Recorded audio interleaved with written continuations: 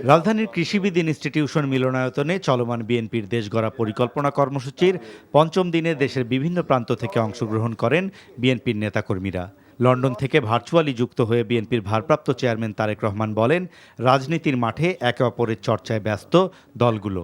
BNP ছাড়া এখনও অন্য কোনো দল দেশকে এগিয়ে নিতে মৌলিক পরিকল্পনা উপস্থাপন করতে পারেনি।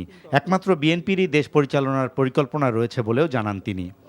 আজকে আপনারা যদি মাঠে নেমে আসেন, আপনারা যদি জনগণের দুয়ারে দৌড়ে পৌঁছে যান এবং দুয়ারে পৌঁছে যদি বলেন, ভাই আমি তোমার জন্য এই করব, আমি তোমার মহিলাদের জন্য ফ্যামিলি কার্ডের ব্যবস্থা করব, এইভাবে শিক্ষা ব্যবস্থা কর্মসংস্থানের ব্যবস্থা করব, আমরা স্বাস্থ্য ব্যবস্থা এইভাবে করব, কৃষকদের জন্য কৃষি কার্ডের মাধ্যমে আমরা এই ব্যবস্থাগুলো গ্রহণ করব, মানুষ আমাদেরকে সুযোগ দিবে।